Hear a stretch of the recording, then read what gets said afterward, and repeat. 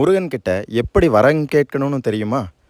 முருகன்கிட்ட எல்லோரும் பேசுகிறோம். ஆனால் முருகன் யார்கிட்ட திருப்பி பேசுவான் தெரியுமா? அவன்கிட்ட என்ன கேட்டால் அவன் பதில் சொல்லுவான்னு தெரியுமா? நீங்கள் அவன்கிட்ட போய் எனக்கு சொத்து வேணும், சுகம் வேணும், காசு வேணும், பணம் வேணும், பொன் வேணும், பொருள் வேணும் இப்படின்லாம் கேட்டிங்கன்னா கொடுப்பாங்க. கொடுக்க மாட்டான்னு சொல்லவே இல்லை.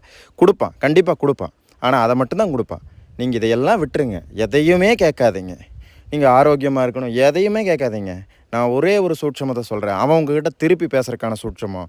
நீங்கள் ஒன்றும் கேட்காதீங்க. முருகா எனக்கு எதுவுமே வேண்டாண்டா, எனக்கு நீ மட்டும்தாண்டா வேணும். முருகா நீ மட்டும் வேணும்.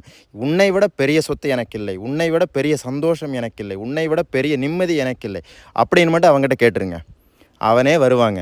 அவனே வந்து உங்கள் கூட பேசுவான். நீங்கள் என்ன குறைன்னு நீங்கள் அவங்ககிட்ட சொல்ல வேண்டியதே இல்லை. அவனே வந்து உங்கள் குறையெல்லாம் பார்த்து பார்த்து நிவர்த்தி பண்ணுவான். உங்கள் கூட பேசுவான். கண்டிப்பாக பேசுவான். சத்தியமாக சொல்கிறேன், பேசுவான்.